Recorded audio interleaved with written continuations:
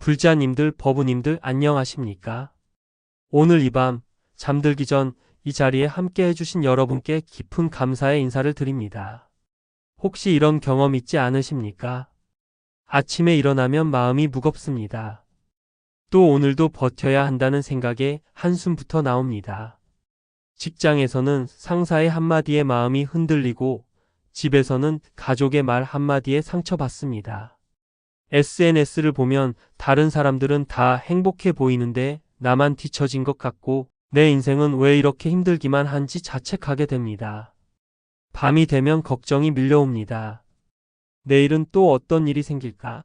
이 문제는 어떻게 해결해야 할까? 끝없는 생각의 소용돌이 속에서 잠을 이루지 못합니다. 작은 일에도 쉽게 화가 나고 사소한 말에도 깊이 상처받는 자신을 보며 이렇게 약한 나 자신이 한심하게 느껴집니다.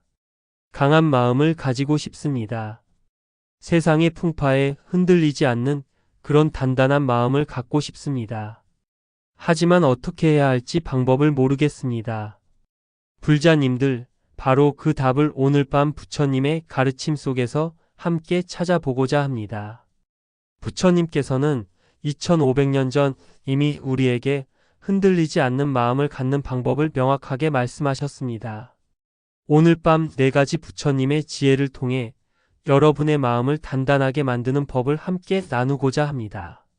이 4가지를 제대로 이해하고 실천하신다면 여러분의 마음은 폭풍 속에서도 흔들리지 않는 바위처럼 견고해질 것입니다. 편안한 마음으로 끝까지 함께 해주시기 바랍니다. 첫 번째로 말씀드릴 것은 마음의 본성을 바르게 이해하는 것입니다. 불자님들, 우리가 마음이 약하다고 느끼는 이유는 무엇일까요? 그것은 마음의 본성을 제대로 이해하지 못했기 때문입니다. 부처님께서는 금강경에서 이렇게 말씀하셨습니다. 모든 유의법은 꿈과 같고 환상과 같으며 물거품과 같고 그림자와 같으니 이슬과 같고 번개와 같으니 마땅히 이와 같이 관찰할지니라. 일체유의법, 여몽환 포영, 여로역 여전, 응작여시관. 이 말씀의 뜻은 무엇일까요? 우리가 견고하다고 생각하는 모든 것, 우리를 괴롭히는 모든 상황이 사실은 고정된 실체가 없다는 것입니다. 상사의 꾸중도, 배우자의 비난도, 자녀의 무관심도 모두 인연에 따라 생겨났다, 사라지는 것입니다.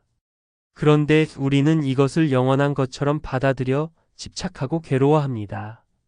경상북도 경주에 사시는 박영수 보살님의 이야기를 들려드리겠습니다. 박 보살님은 40년 동안 한 회사에서 성실하게 근무해온 분이셨습니다. 그런데 정년을 불과 2년 앞두고 갑자기 명예퇴직 대상자로 선정되었습니다.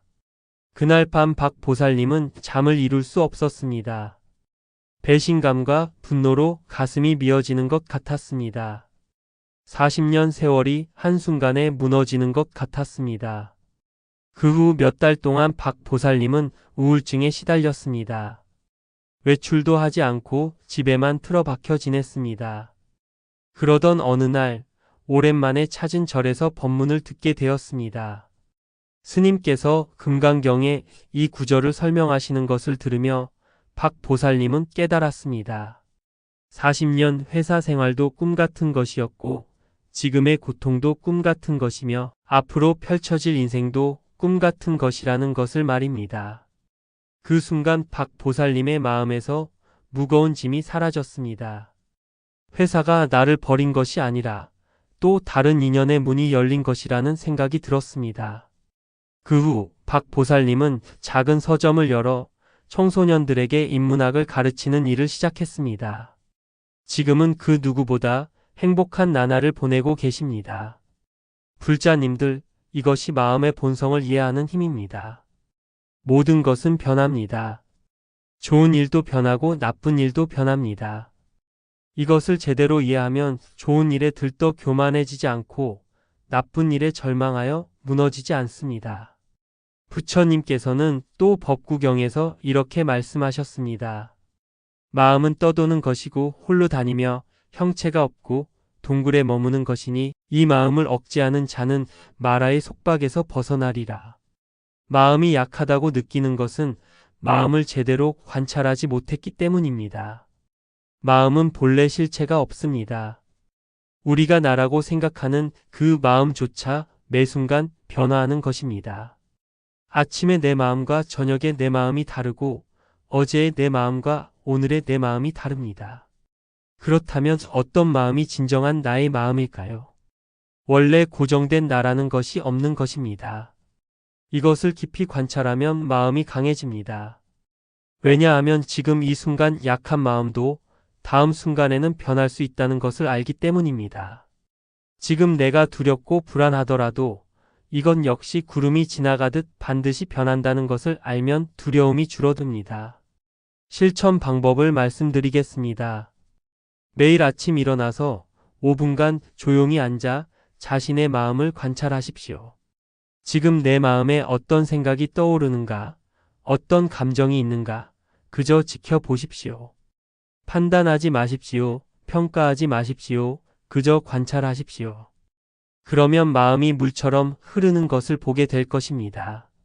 한 생각이 떠올랐다가 사라지고 또 다른 생각이 떠오르는 것을 보십시오. 이것이 마음의 본성입니다. 이렇게 마음의 본성을 이해하면 세상의 일에 흔들리는 것이 얼마나 어리석은 일인지 깨닫게 됩니다. 두 번째로 말씀드릴 것은 집착과 분별심을 내려놓는 것입니다.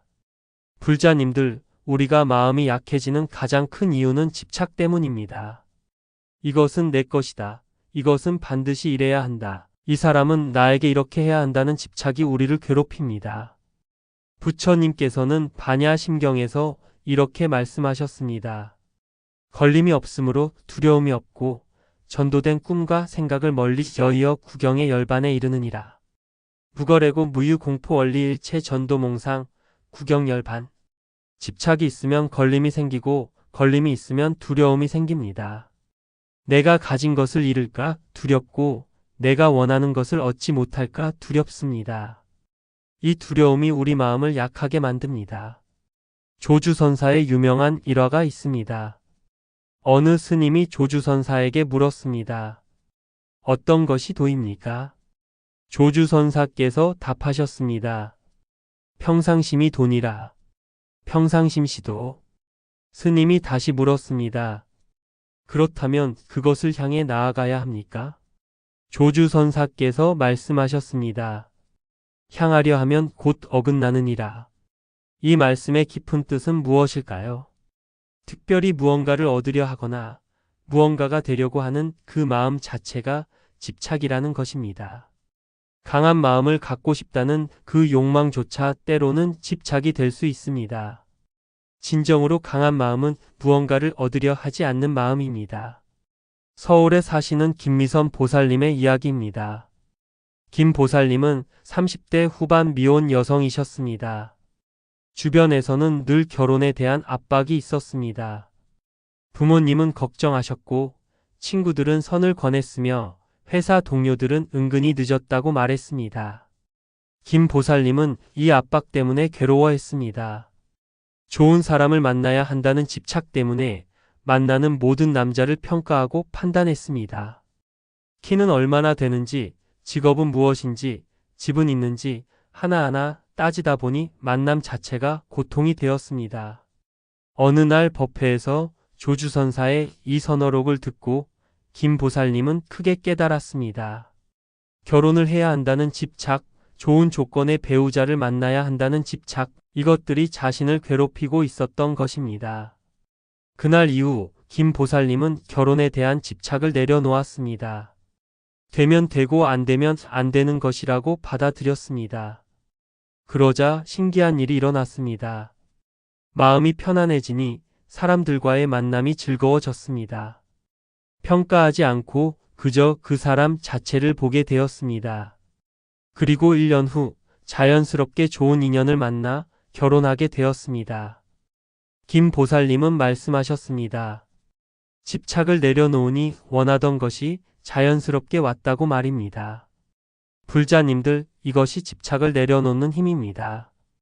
우리는 무언가를 꼭 쥐고 있어야 안심이 된다고 생각합니다. 하지만 그 집착이 오히려 우리를 약하게 만듭니다. 손을 펴야 새로운 것을 받을 수 있습니다. 손을 꽉 쥐고 있으면 아무것도 받을 수 없습니다. 분별심도 마찬가지입니다. 이것은 좋고 저것은 나쁘다. 이 사람은 좋고 저 사람은 싫다는 분별심이 우리를 괴롭힙니다. 화엄경에는 이런 말씀이 있습니다. 일체유심조. 모든 것은 마음이 만드는 것이다. 좋고 나쁨은 본래 사물에 있는 것이 아니라 우리 마음의 분별에서 생기는 것입니다. 비가 오면 어떤 사람은 좋아하고 어떤 사람은 싫어합니다. 비 자체는 좋지도 나쁘지도 않습니다. 우리 마음이 좋다, 나쁘다 판단하는 것입니다. 이 분별심을 내려놓으면 마음이 편안해집니다. 실천 방법을 말씀드리겠습니다. 하루 동안 의식적으로 판단을 멈춰 보십시오. 누군가 당신에게 무례하게 행동했을 때 즉시 이 사람은 나쁜 사람이야 라고 판단하지 마십시오. 그저 이 사람이 지금 이런 행동을 하는구나 라고 관찰하십시오. 상사가 당신을 꾸짖을 때 내가 무시당하고 있어 라고 판단하지 마십시오. 그저 지금 이런 일이 일어나고 있구나 라고 받아들이십시오. 이렇게 분별을 멈추면 마음의 평화가 찾아옵니다. 판단하지 않으니 화낼 일도 없고 분별하지 않으니 괴로울 일도 없습니다. 집착과 분별을 내려놓는 것, 이것이 강한 마음을 만드는 두 번째 길입니다. 세 번째로 말씀드릴 것은 현재 순간에 온전히 머무는 것입니다. 불자님들, 우리가 마음이 약해지는 이유 중 하나는 과거를 후회하고 미래를 걱정하기 때문입니다. 이미 지나간 일을 곱씹으며 괴로워하고 아직 오지 않은 일을 미리 걱정하며 불안해합니다. 부처님 당시에 이런 일화가 있습니다. 어느 날 한 비구가 부처님께 여쭈었습니다. 세존이시여, 어떻게 하면 두려움과 걱정에서 벗어날 수 있습니까? 부처님께서 말씀하셨습니다. 과거를 쫓지 말고 미래를 바라지 말라. 과거는 이미 사라진 것이요, 미래는 아직 오지 않은 것이니라. 다만 현재의 이 순간을 명료하게 관찰하라. 오늘 해야 할 일을 오늘 하라. 누가 알겠는가 내일 죽음이 올지를. 맞지마니까야에 나오는 이 가르침은 매우 중요합니다. 우리가 고통받는 것은 대부분 과거나 미래 때문입니다.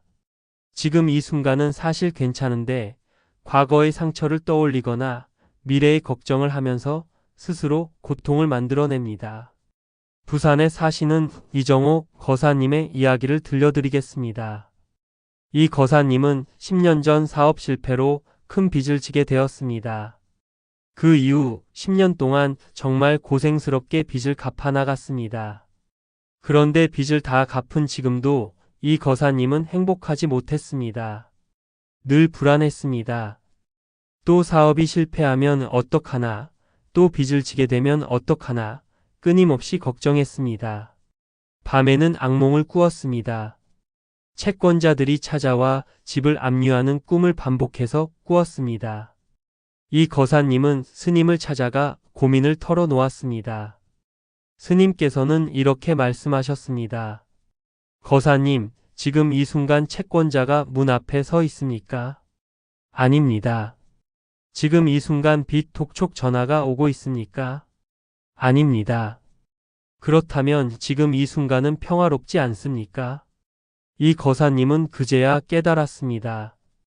실제로 고통받는 것은 10년 전 과거의 기억과 또다시 그런 일이 생길지 모른다는 미래의 걱정 때문이었습니다. 지금 이 순간, 지금 여기는 사실 아무 문제가 없었습니다. 그날 이후 이 거사님은 명상 수행을 시작했습니다. 호흡을 관찰하며 현재 순간에 머무는 연습을 했습니다. 과거의 생각이 떠오르면 이것은 과거다라고 알아차리고 다시 호흡으로 돌아왔습니다. 미래의 걱정이 떠오르면 이것은 아직 일어나지 않은 일이다라고 알아차리고 다시 호흡으로 돌아왔습니다. 3개월 후 이 거사님의 얼굴에는 미소가 돌아왔습니다. 불안이 크게 줄어들었고 밤의 악몽도 사라졌습니다. 무엇보다 지금 이 순간을 즐길 수 있게 되었습니다. 불자님들, 이것이 현재에 머무는 힘입니다. 과거는 이미 흘러갔습니다. 100만 번 후회해도 과거는 바뀌지 않습니다. 미래는 아직 오지 않았습니다. 1000번 걱정해도 미래는 예측할 수 없습니다. 우리에게 주어진 것은 오직 지금 이 순간뿐입니다. 법정 스님께서는 이렇게 말씀하셨습니다. 지금 여기에 충실하라. 지금 여기가 바로 극락이다. 지금 이 순간을 놓치지 마십시오. 과거를 곱씹으며 시간을 낭비하지 마십시오. 미래를 걱정하며 에너지를 소진하지 마십시오. 바로 지금 이 순간에 온전히 머무십시오. 실천 방법을 말씀드리겠습니다. 하루에 3번 알람을 맞춰 두십시오. 아침 10시, 오후 3시, 저녁 8시에 알람이 울리면 하던 일을 멈추고 1분간 이렇게 하십시오. 눈을 감고 깊게 3번 호흡하십시오. 그리고 자신에게 물어보십시오. 지금 이 순간 나는 어디에 있는가? 지금 이 순간 무엇을 하고 있는가? 지금 이 순간 어떤 감각이 느껴지는가? 과거도 미래도 아닌 오직 지금에 집중하십시오. 발바닥이 바닥에 닿는 감각을 느껴보십시오. 숨이 코로 들어오고 나가는 것을 느껴보십시오. 심장이 뛰는 것을 느껴보십시오. 이것이 바로 현재 순간에 머무는 것입니다. 이렇게 하루에 3번만 1분씩 현재로 돌아오는 연습을 하십시오. 한 달만 계속하면 여러분의 마음이 얼마나 편안해지는지 느끼실 수 있을 것입니다. 과거의 후회와 미래의 걱정이 줄어들고 지금 이 순간의 소중함을 알게 될 것입니다. 현재 순간에 머무는 것, 이것이 강한 마음을 만드는 3번째 길입니다. 4번째로 말씀드릴 것은 자비심을 기르는 것입니다. 불자님들, 이것은 매우 중요한 가르침입니다. 많은 분들이 강한 마음을 갖기 위해서는 냉정해져야 하고 타인에게 무관심해야 하고 자기 자신만 챙겨야 한다고 생각합니다. 하지만 이것은 큰 오해입니다. 진정으로 강한 마음은 자비심에서 나옵니다. 부처님께서는 자비경에서 이렇게 말씀하셨습니다. 어머니가 목숨을 걸고 외아들을 보호하듯이 그와 같이 모든 생명 있는 것들을 향하여 한량 없는 자비심을 일으킬지어다. 왜 자비심이 강한 마음을 만들까요? 자비심은 우리를 이기심과 두려움에서 해방시켜주기 때문입니다. 우리가 약해지는 것은 대부분 자기 자신에게 너무 집중하기 때문입니다. 내가 손해보지 않을까? 내가 무시당하지 않을까? 내가 실패하지 않을까? 이런 나에 대한 집착이 우리를 약하게 만듭니다. 하지만 자비심을 가지면 시야가 넓어집니다. 나뿐만 아니라 타인의 고통도 보게 되고 나의 작은 문제가 전체적인 관점에서는 그리 크지 않다는 것을 깨닫게 됩니다. 성철스님께서는 이렇게 말씀하셨습니다. 자기를 버리고 남을 위하라. 그것이 곧 자기를 살리는 길이다. 대구에 사시는 박순자 보살님의 이야기입니다. 박 보살님은 50대 중반에 유방암 진단을 받았습니다. 수술과 항암 치료를 받으며 정말 힘든 시간을 보냈습니다.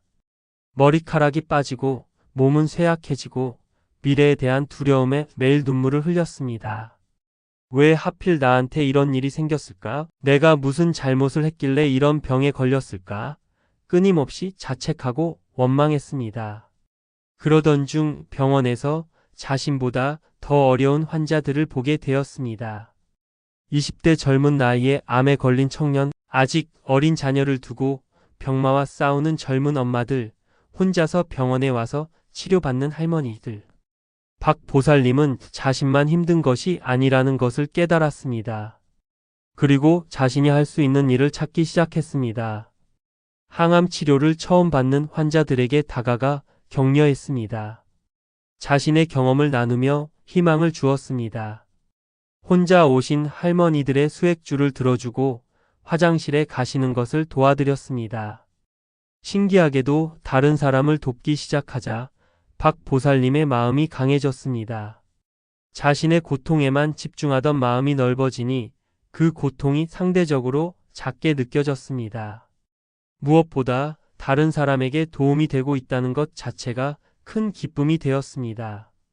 자신의 고통을 통해 다른 이의 고통을 덜어줄 수 있다는 것이 감사하게 느껴졌습니다. 5년이 지난 지금 박 보살님은 완전히 건강을 회복하셨습니다. 그리고 지금도 매주 병원을 찾아가 암 환자들을 위로하고 격려하는 봉사를 하고 계십니다. 박 보살님은 이렇게 말씀하셨습니다. 암이 제게 준 가장 큰 선물은 자비심을 배운 것입니다. 그 자비심이 저를 살렸습니다. 불자님들, 이것이 자비심의 힘입니다. 자비심은 우리를 강하게 만듭니다. 왜냐하면 자비심은 두려움의 반대이기 때문입니다. 사랑이 있는 곳에 두려움은 없습니다. 자비가 있는 곳에 불안은 없습니다. 부처님께서는 이렇게도 말씀하셨습니다.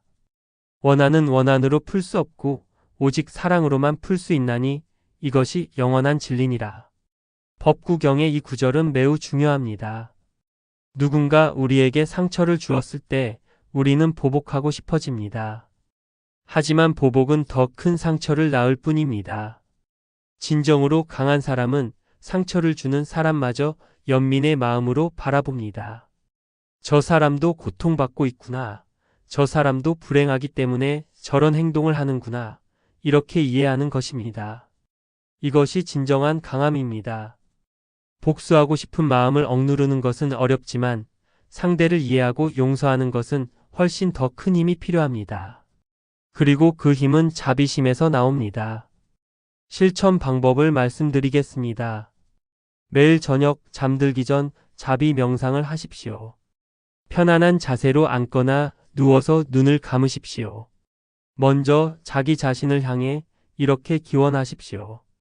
내가 행복하기를, 내가 평화롭기를, 내가 건강하기를, 내가 안전하기를. 천천히 몇 번 반복하십시오. 그 다음 사랑하는 사람을 떠올리십시오. 부모님, 배우자, 자녀, 친구. 그들을 향해 기원하십시오. 당신이 행복하기를, 당신이 평화롭기를, 당신이 건강하기를, 당신이 안전하기를. 그 다음 중립적인 사람을 떠올리십시오. 오늘 마주친 상점 주인, 버스 기사, 동료. 그들을 향해서도 같은 기원을 하십시오. 그리고 가장 어려운 단계입니다. 당신에게 상처를 준 사람, 당신이 힘들어하는 사람을 떠올리십시오. 처음에는 어려울 것입니다. 하지만 천천히 그들을 향해서도 기원해 보십시오. 당신도 행복하기를, 당신도 평화롭기를. 이것은 그 사람의 잘못을 용납하는 것이 아닙니다. 다만 그 사람도 고통받는 중생이라는 것을 인정하는 것입니다. 마지막으로 모든 중생을 향해 기원하십시오. 모든 생명이 행복하기를, 모든 존재가 평화롭기를. 이 자비 명상을 매일 10분씩만 실천해 보십시오.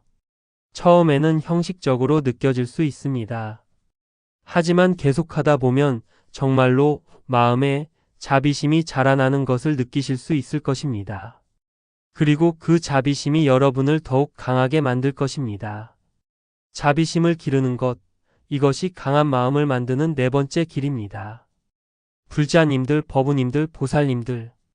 오늘 밤 우리는 부처님의 지혜를 통해 강한 마음을 갖는 네 가지 방법을 함께 나누었습니다. 다시 한번 정리해 드리겠습니다.